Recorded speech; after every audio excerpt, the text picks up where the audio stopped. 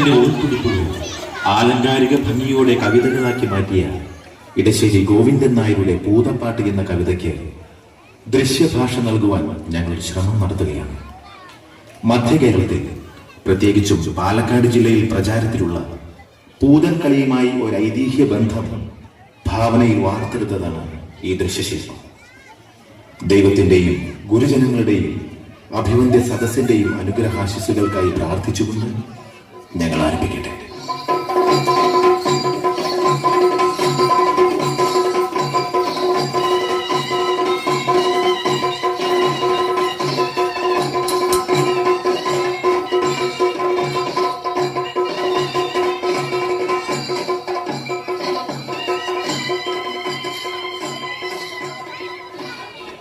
എന്തിനാ മുത്തശ്ശീതല്ല? ഇന്ന് പൂതൻ വരണ ദിവസല്ലേ? പൂതനോ? അതെന്താ സാധനം? അയ്യേ, പട്ടണത്തില് വളരണ അമ്മൂന് ഇതൊന്നും അറിയില്ലേ? പൂതൻ എന്ന് വെച്ചാ ഭൂതം. നങ്ങേലിന്നൊരു അന്തർജനത്തിന്റെ സുന്ദരക്കുട്ടനായ ഉണ്ണിയെ ഒരു ഭൂതം കട്ടോണ്ട് പോയി.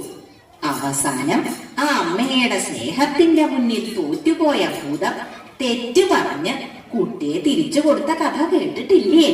ഇല്ല മുത്തശ്ശി, എനിക്ക് ആ കഥയൊന്ന് പറഞ്ഞു തരുമോ മുത്തശ്ശി?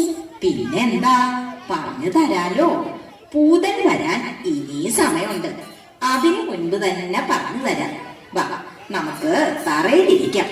ഇടശ്ശേരി ഗോവിന്ദൻ നായർ എന്നൊരു കവി പൂതപ്പാട്ട് എന്നൊരു കവിത എഴുതിയിട്ടുണ്ട്. മനുഷ്യരെ വരെ തിന്നിരുന്ന ഭൂതം പിന്നെ പാപമായി മാറിയ കഥയാ അത്.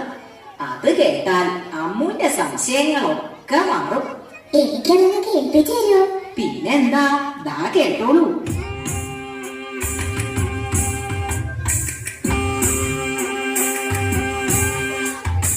ആറ്റിൻവക്കത്തെ മാളിക വീട്ടിലെന്നാറ്റുനോറ്റിട്ടൊരുണ്ണി പിറന്നു. ഉണ്ണിക്കരയിലെ കിങ്ങിണി പൊന്നുകൊണ്ടുണ്ണിക്കു കാതിൽ കുടക്കടുക്കൻ. പാപ്പ കൊടുക്കുന്നു, പാലു കൊടുക്കുന്നു, പാവ കൊടുക്കുന്നു നങ്ങേലി.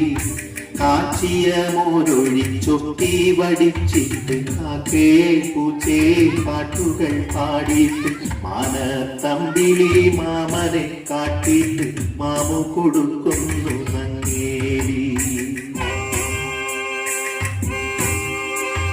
താഴെ വെച്ചാലും ധരിച്ചാലും തലയിൽ വെച്ചാൽ പേനടിച്ചാലും തങ്കക്കുടത്തി